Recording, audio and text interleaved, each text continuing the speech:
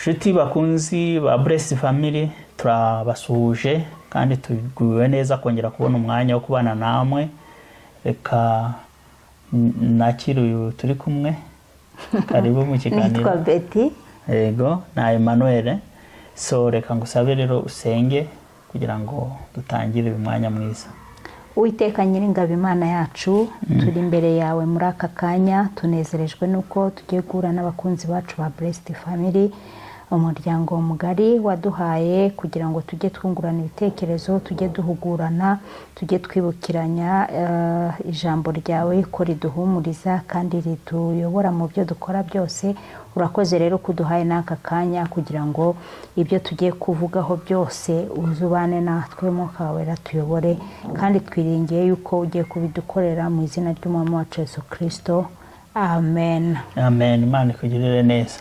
Ubu rero tugiye guhita twinjira mu mwanya w'ikiganiro ko twajyaga tubanza n'ijambo ry'umunsi ariko tuza turikora ukwaryo kugira ngo ribashe ku bantu baryumve ko ari rigufi babashe kuricengerwa. Ubundi ku kiganiro nk'iki cy'umuryango tugiye kuvuga kandi tuzajya nabyo tugerageza kubigira bigufiya kugira ngo abantu umwanya wabo ni muke, sibyo? Rero reka turase ku ntego. Uyu munsi tuje kuganira ku kintu abantu bamaze iminsi bavugaho, cyane cyane abantu bari gusezeranya. Ngewe niho nagize ikibazo, numvishe umupasiteri ari wavuze ngo rero ngo mu gihe cya gihe baba bamaze kubasezeranya bari kubabwira ngo basinye za certificate. Aravuga ati niryo shuri ryonyine umuntu ahabwa certificate mbere yuko yiga. Byatumye ngira mbitekerezaho cyane, kandi numvisha ari ukuntu urabona ko abapasiteri bahanahana kuko wumvishije undi abwiriza cyangwa avuga ibintu n'undi nawe akabifata n'undi nawe akabitwara. Noneho bituma nibaza ese koko ibi bintu iyi mvugo niyo. Ubwo rero nandi kuvuga ngo tuyiganireho n'abakunzi bacu bazatubwire niba koko bemeranwa n'iki kintu. Yego, ese koko urugo, ikintu cya mbere umuntu yakwibaza, urugo ni ishuri? Yego cyangwa oya? Ku ruhande rwanjye ntekereza yuko urugo wakabaye urujyamo wamaze kwiga, kuko ntabwo ugiye kwigira hariya mu rugo. Ikibazo urugo ni ishuri? Njyewe ntabwo navuga ko ari ishuri. Bavuga ko ari iki? Navuga yuko nyine none se ishuri ni ahantu umuntu aba agiye gutangira kwiga ibyo atazi. Siko bimeze? Hari ibintu tutazi. N'ubuzima ni ishuri. N'ubuzima bwa buri munsi ni ishuri. Ariko rero mu by'ukuri wenda hari ishuri ukuntu abantu bajya babivuga ko ugiye kwiga, mbese nko kubwira ati ugiye kubona, mbese uzabona urumva ugiye kubona ibyo utaruzuzumirwa, mbese ashaka kugwereka ko hari ibintu bibi bihari. Jitema niyo mpamvu jewe ndiho nkubwira nti ntabwo nshaka kwemeranya n'abavuga yuko urugo ari ishuri, kubera yuko iyo bakubwira ishuri mu mvugo y'abarokore dusanzwe tuzi neza yuko abantu iyo bageze mu bibazo cyangwa bageze mu bintu bibaruhije aravuga ati ndacyari mu ishuri, kuko ari kwiga ibintu bimuruhije bimuvunnye. Iyo amaze kubirangiza agenda ahantu heza, nyine ahantu yumva yishimiye. Ariko niba utangiye uvuga ngo urugo ni ishuri, ibyo byose urabirangije. Ni ukuvuga ngo ko nta kintu we expectinga mu rugo ugiye gutangira. Ariko njye nemera ko urugo ari ishuri ku nanjye ku rundi ruhande. Nemera ko urugo ari ishuri muri sansi imeze gute, kuko ubuzima n'ubuzima busanzwe ni ishuri. Ko turi munsi, uko umunsi utambutse twiga ibintu bishya. Urugo impamvu ari ishuri, ishuri mfata nk'ahantu ho kujya kumenya ibindi bintu bishya. Uri kumva? Kungukira ubundi bumenyi. Ntabwo mbifata ngewe nk'ibyo ngibyo imvuga ya kirokoro kugiye ngo ni ishuri Imana iri kunyuzamo, nka bya bavuga ngo Imana iri kunyuza mu ishuri ngo nimbo ndiga kubera kuri kunyura mu bigeragezo. Hoya, mbifata nk'ishuri ahantu umuntu agira ubumenyi bushya bwiyongera ku byo yarazi. Kuko n'ubuzima busanzwe niyo wimutse ukava muri karitsiye ukajya gutura mu yindi, burya ugera hari ishuri wiga, uriga wiyadabuta. Nk'ubu ngubu tuvuge uramutse uvuye hano ukajya gutura i Burayi, kugira ngo wiradabute kuri buriya bukonje n'ibindi mibereho yaho n'imihanda iyo ni ishuri turumvikana ni ubumenyi bushya ugenda wunguka uretse no kujya i Burayi kuko nshatse kuvuga ko ari kure kuko narenda kugira ngo umuntu yumve difference ariko niyo wava i Kigali warahavukiye ukajya gutura mu Ruhengeri hari ibintu bishya wiga ugiye kuba ubuzima bw'igiturage hari ubundi wiga none no n'urugo nuko ndufata kuko hari umuntu mutabanaga ntabwo uzi imico y'100%. Ugiye kumumenya noneho muri kumwe mubyukana hari ukuntu ugiye kumwiga ugiye kugenda wiga imico y'uwo muntu ugiye wiga kumenya ni muntu ki mbese Manuel akunda iki iyo ni ishuri ni ubumenyi uri kugenda urushaho kwakira ukuntu umuntu ashobora kubana n'undi mutavukanye mutariranywe kandi mukabana neza nuvuga ngo hari ibintu wiga bikagufasha kubana neza nje nuko mbibona ko urugo ari ishuri urumva buri muntu wese aba afite imyumvire yiwe sibyo hari igihe umuntu ashobora kuvuga ngo uko kugiye kujya mu ishuri nk'ibyo uvuze urwo rugero ruri gutanga niko ibintu bimeze ariko mu myumvire yacu rero dusanzwe twumva yuko ishuri ari ikintu uba ugiye gukandagiramo gikakaye ukaba wanagira n'ubwoba bwo kuvuga ati sasa rero iri shuri niba ari uko bimeze ni ikigeragezo nyine iyo uri mu kigeragezo nyine umuntu avuga yuko ari mu ishuri ibyo ni uburyo bw'abantu w'imivugire ya sanse figire wenda kuvuga ati ikigeragezo kirimo kirakwigisha ngo niyo uri mu kigeragezo uhari ibintu wiga yes ni iryo shuri baba bavuga rero ikintu tugomba gutangira gusobanukirwa no kugira ngo duhuguraneho no kugira ngo bene data badukurikiye babyumve ni ukuvuga ngo iryo shuri ry'urushako urugo n'ishuri ryo kunyura mu kigeragezo bisanzwe ni ibintu bibiri bitandukanye yes twemere yuko urugo ari ishuri muri sanse yuko ugiye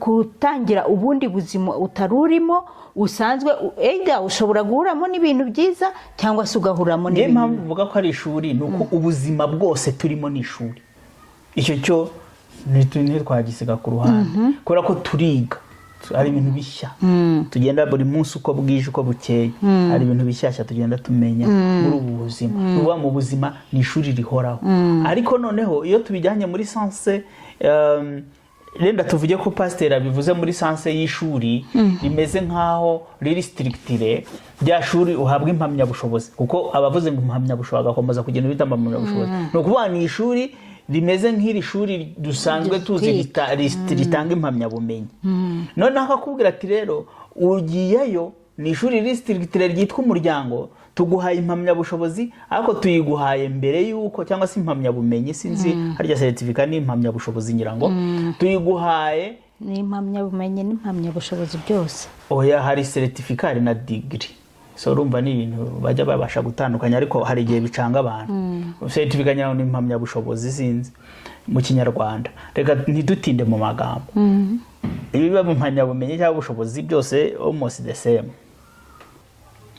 niba ari ishuri riri sitirigitire ahantu ugiye kwiga nuvuga ngo tuguhaye impamyabushobozi mbere y'uko ujya mu ishuri ngo wige ese byaba bifite sanse kuko nibaza yuko ndikusa naho mbigereranya yuko ngewe nshaka kuvuga yuko muri mitekerereze yanjye ndashaka kwerekana yuko iyi mvugo ahubwo twagombye kuyigarura iyi seritifika baha umuntu wa mariage bakayimuha kubera ko bavuga ngo tumaze kumuha ubumenyi uri kumva aho ngana tumaze kumuha ubumenyi ku rugo no ku rushako none uyu munsi tugiye kumuhezagira tumuhe umugisha ndetse tunamuhe seritifika ivuga yuko hari ubumenyi bw'ibanze afite ku muryango agiye kubaka turi kumvikana aho kugira ngo umubwire ngo nguhaye seritifika ntacyo nakwigishije agenda wige none si byo bibaho ahubwo none ko bamubwiye ngo ni seritifika tuguhaye mbere y'uko ujya kwiga ahubwo ntekereza yuko bigisha mbere y'uko babasezeranya barabigisha yes rero aho hantu niho nshaka kugaruka nibaza ko yenda ashobora kubivuga atari shuwa kubera ko ubuzima bwo busanzwe ni ishuri, nujyayo uzagira ibindi wiga bishyashya, ariko iryo shuri ubundi impamvu y'ishuri tuvuga ishuri riri stricture, rifite stricture, riri formelle, ni ukugira ngo niyo kandi ryaba ari informelle, riba rishaka kuguha amakuru ku bintu uzabona imbere. Tuvuge niba uri mu ishuri ukaba wiga contability, ushobora kuba utari mvuze contability ngo niyo nize. Niba uri kwiga accounting, ushobora kuba uri kwiga accounting utaraba umukontabure. Bakakwigisha abantu nubwo batwigishaga sheke kuzuza, ati impapuro zikora muri banki harimo sheke bakabibigisha gutyo utaratunga sheki. Uri kubyumva? Utaratunga sheki just bakakwigisha sheke n'uburyo ikora n'ibiki ubwawe utarabitunga, utarabikoresha. Nyamara hanze hari n'umuntu utaranize uri no kubikoresha. Turi kumvikana.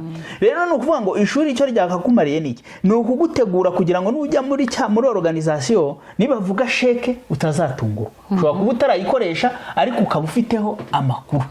Noneho rero iyo wamaze kubona rwa rupapuro rw'umutsindo baguhaye barugusinyiye, uragenda ukajya gusaba akazi, bakavuga ati umuntu yarize.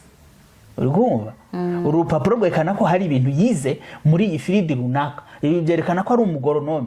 Ariko ushobora kuba warize agronomy, wenda hari ibintu bimwe uzajya gupratika neza ari uko wageze kuri tere. Uri kumva?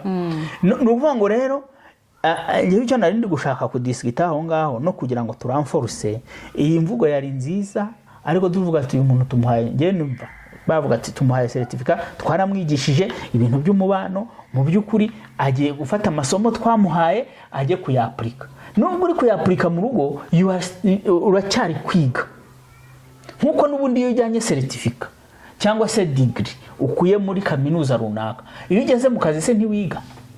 Urabyiga of course, kuko ibintu bihora bihindagurika buri munsi. That's good.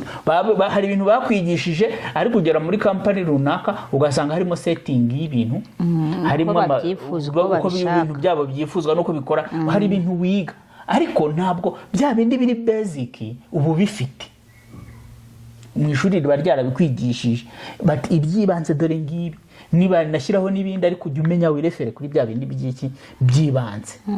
Aho rero none ari kugira ngo tudiskite kuri icyo kintu, ariko mu by'ukuri nshaka kugira ngo turamforce ku kintu cyo kuvuga ngo abantu bige ahubwo mbere ya mariage, sibyo? Abantu bagomba kwiga mbere ya mariage, nibyo ndabyumva. Hari ofete hariho kwiga mu buryo bubiri. Hari abiga mu gihe cya kindi bavuga mariage civile, barabigisha bamwitande uw'umurenge, bamwitande etat civile na gitifu, nibo basezeranye. Bafata umwanya hariya bagafata nk'isaha yose bakigisha abantu. Abo bantu barabigishije, hanyuma hariho abarangiriza aho ngaho kwanza ntibajye no mu rusengero cyangwa ntibajye. Ubwo izo nyigisho z'isaha imwe z'umubano nizo zigiye gutangiza iki? Umuryango. None se wazitangira certificate? Reka twumve nyine impamvu tugiye kuvuga, kuko abantu bariga, ni kukubwira uburyo abantu biga. Hanyuma ubwo turaza kuza kureba koko izo nyigisho twiga zirahagije kugira ngo umuntu aba yakwiyangaje ngo agiye gutangira uko. Icyo nshatse kuvuga nuko inyigisho zirahari. Gitifu na etat civile bigisha ku munsi wa mariage civile, uwo munsi nyirizina isaha bakakwigisha urugo rumeze gutya, muzagira gutya na gutya na gutya, umutungo buzagira gutya, isaha ikarangira. Ubwo bari kwigisha abantu, bakaba barabasezeranyije baratashe. Hariho abahita bataha batahanye, hariho abategura kuzajya gusezerana mu rusengero. Mu rusengero naho pasiteri agafata nk'amezi abiri abigisha rimwe mu cyumweru cyangwa rimwe mu kwezi, akabigisha ati umugabo agomba kwitwara gutya, umugore ugomba kuganduka, umugabo ugomba gukunda umugore wawe n'ibiki byose. Hanyuma nyine bakaba babahaye iyo certificate. Icyo nshaka kujya twanarize, ese uteranyije ayo masaha abantu bize ayo ni amasaha agiye kubaka urugo rugomba kumara. Mushobora gutangira urugo ku myaka 30 mukazamuramo imyaka 60 muri hamwe. Ayo masomo iyo package baguhaye tubiteranyije hamwe yose nibyo mu rusengero ni nk'amasaha 5. Ese amasaha 5 yo kwigisha urushako ni package igiye kuguherekeza mu rugo ugiye kuzamaramo imyaka 30, 40, 50. Icyo nicyo tugomba kwibaza. Icyambere reka ndena ntangire nibaza. Ibyo ku murenge byo ni byiza ko babikora, turanabibashimira ko bari icyo bababwira. Ariko mu by'ukuri biriya bintu byo ku murenge byakagombye kuba ari ibintu biri strictire, abantu bakabona amasomo neza y'ibyo bagomba kujya gukora mu rugo cyangwa amategeko agenga urugo. Impamvu mbikubwira niki, abantu iyo binjiyemo hariya ku murenge baba bibereye muri mudu yo kwishingirirwa. Exactly. Baba baje bambaye neza, batsapye, gahunda iravuga ati tuze gahunda ibihari nta nubwo ari ukumva biriya bintu. Gahunda ibihari ni yo gufata ku idarapo no gusinyira umuntu wawe no kwitahira. Biriya ahubwo usanga nyine babihari n'ababikora rimwe na rimwe nyine bakabishyiramo kugira ngo biryohe abantu babashe kubyumva. Ni byiza, ariko abantu nibaza baze kubivuga muri comment niba koko umuntu aba afite umutima wo kumva biriya bintu. Nanjye nakunganira muri ibyo ngibyo kuko nta mutima. Ihereho nawe uko wagiye umeze. Wari ufite stress yo kuvuga ati se brochette bokeje hariya turasanga zahiye cyangwa ziraba zahoze cyangwa biraba byagenze. Ese wa muntu w'imodoka ugomba kuburi hariya sanga nukuri iriya saha baduha mu by'ukuri tuvugishije ukuri nta kintu imarira abantu baje gusezerana umunsi. Ahubwo byakabaye biba byiza bagategura one day before cyangwa se icyumweru undi munsi bicaye bakabanga iminsi 2 yo kubicaza bakabahugura biriya byose ari amategeko babigisha, bakababanza bakabibigisha bikinjira mu muntu neza atari stress uriya munsi nyirizina. Ndetse n'ufite n'akandika ndetse niyo bana bahana printer w'itegeko ahubwo kereka bazana biprinting bajye bamuha nashaka byishyura, ariko ako gataba kajyane no mu rugo aho yicara some. Bafata umwanya bavuga ati abantu bazasezerana muri uku kwezi babiri bazahabwa iminsi 2 yo kwiga amategeko ajyanye n'umubano. Noneho abo bantu babigishe bafite umwanya bari kumva, bafata udukaramu banandika ibintu by'ingenzi, banazanaboneraho no kudesida ko bashaka ku mitungo yabo ko bazayiha. Hari n'umuntu babibwira ariko atarabyumva neza, ariko iyo yicaye bakabimusobanurira uriya munsi rero babimusobanuriye bicaye hariya baje gusezerana ntabwo ababyumva neza n'umuntu bigomba kugenda. Na bya bindi tujya tubona by'abantu baza kubirwaniramo hariya ngo cyangwa ukabona abantu bari kureba nabo umuryango ati mwivangura mutungo ni ibiki n'ibiki. So ibyo rero barabonye umwanya wo kwiga mbere, bakagenda bagahabwa umwanya no kujya kubitekerezaho, byagira umumaro. Ahandi rero no ku byerekeranye n'idini n'abanyedini, iyo bigeze mu itorero biterwa n'umwanya pasiteri abona. Yes. Bikanaterwa kandi n'abageni nabo umwanya babona. Kubera yuko ni ikintu abantu bavuga bati twagikora, n'abandi barabikoze nitubonana rimwe mu kwezi, tukabonana rimwe mu cyumweru, no mu cyumweru hari igihe ugira gutya mwarimu pasiteri akaba arabuze umwe mu bageni bikaba bati bigenze gutya, ukazashiduka abantu mu mezi 2 bahawe bahuye inshuro zitarenze 3 cyangwa.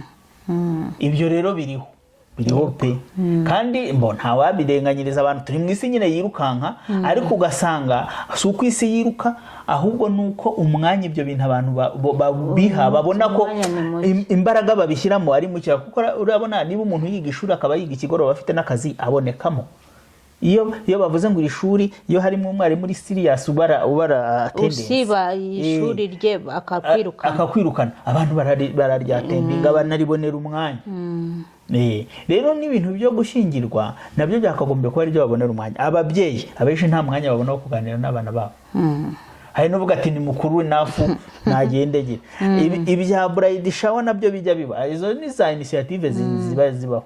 Ariko bride shower nayo ntabwo iri strictire mu gutanga inama. nibyo kumurika ibintu akenshi nukuza kwitwarira icyo baba bategetinga benshi ni iki turi buterateranye cyo gufasha uyu muntu ariko ibijyanye n'uburyo n'ishingiro ry'urugo niba ari abo ba nyirasenge n'abadamu bakagombye kuba nabo mu rwego rw'umuco bagira igihe runaka bavuga bati twikosantere ku mukobwa ndetse n'umuhungu ugasanga umuhungu we nta na gahunda agira ifatika ugasanga abakobwa ni ukuvuga umugabo dore afatwa gutyo nibyo baba ariko umuhungu wese ufata umugore nta muntu nawe afite wo kubimubwira so ni ukuvuga ngo rero muri rwa rwego rwo kuvuga ngo iri shuri tubahaye seritifika ngo mujye kwiga ahubwo twakagombye kuba tubaha seritifika turi confident tuvuga ngo aba bantu barize twagerageje kubaha ku bumenyi buhagije ku mategeko bahawe ubumenyi buhagije ku mategeko y'umuryango bahawe ubumenyi buhagije ku cyo Bibiliya isaba umuryango mu idini uri kumva bahawe ubumenyi buhagije ku cy'umuco wacu usaba mu muryango none reka tubahe na seritifika ibiherekeza ibihana ku buryo umuntu najya gusohoka najya gutangira umuryango aba avuga ati mfite ubumenyi noneho akajya avuga ugeze mu rugo wagira ikintu uramba iki nicyo bavugaga bavuze ibintu bijyanye na communication bavuze ibintu bijyanye n'ibi bavuze ko umugore yakwitwara gutya na gutya nibyo ndi kubona noneho ugatangira noneho ya makuru y'ingenzi wabonye akagufasha muri bya bindi bishyuri kwiga bigatuma kwiga ibyo mu rugo by'ubuzima bushya bwa buri munsi byihuta yego yewe ntekereza yuko ibi bintu ni ibintu abantu badaha agaciro nk'uko byakagombye kuko iyo babiha agaciro bakabaye none se kujya kwiga muri universite ukamaramo imyaka 4 yego si ukugira ngo nyine utegure ejo aho uzagiyemo none ibi ngibi byo urugo niba ko ari ishuri ni ko ari na forever ahubwo kubera iki byo bidahabwa agaciro gakomeye ugahabwa seritifika uhaye seritifika tonize niyo mpamvu n'abandi bose bavuga bategura ubukwe mu gitondo akitsamura ati nanjye ejo mu gitondo nzarongora cyangwa nzarongorwa nuko azi ko buri muntu wese bamuha seritifika baramubwira ubwo aravuga ati barakuhaye ujye kwirwariza niba utazi gusenga ngo urugo rwawe rumere neza ejo mu gitondo uzaba uri gusimbuka ibipangu ejo mu gitondo uzaba uri gufatwa uri kujya kugira gute kwa kana kakubeberayo nuko nyine kubera yuko buri muntu arabitegura uko abyumva uko abishaka kuko bagwaye rugari ngo nugende utegure tugwaye seritifika genda wirwaneho kandi Yesu abwira yigisha muri Matayo ibice 7 umurongo 24 kugera kuri 27 avuga ibyo twe tunabivugaho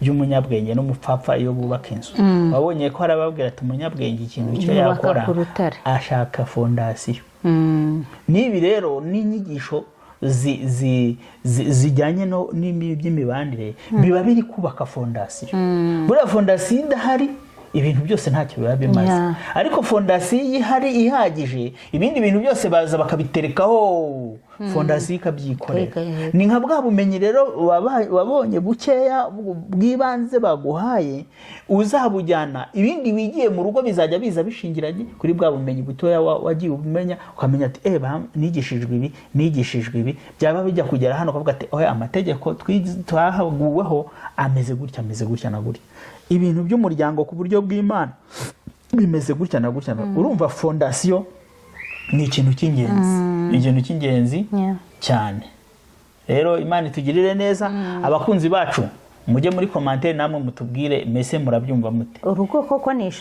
ishuri ese ni ishuri tugomba guhabwa certificate uko turitangiye cyangwa uriya certificate mwe muyibona mute ahubwo ngiye bazajya batanga certificate bahere atababanye kugeza ku myaka 5 certificate ku myaka 10 certificate 10 nizo nazo zazikwiye kujya zazikwezi kubazi bakagenda kujya iburyo bigisha n'abandi ese challenges mu myaka 5 mwagize nizihe urugo mwararwanye mwarakoze mukoze ikizame muragitsinze akira certificate izo certificate tura challenging amatorero kugira za programu z'abashakanye kugira ngo umuntu mu byiciro byose byibura abantu ba mbere imyaka 5 mubagirire programu bakwiye kwiga ibiki barangije imyaka 5 bakwiye kwiga ibiki batraininga bariya bagize ati bamaze kwiga iki mu myaka 10 mu myaka 15 nabo bongere bihugure mu bintu nkuko n'ubundi tujya mu mahugurwa y'akazi. Yes, uzi ko bintu bibabaje kubona abantu bamaranye imyaka 10-15 ukumva ngo bakoze divorce.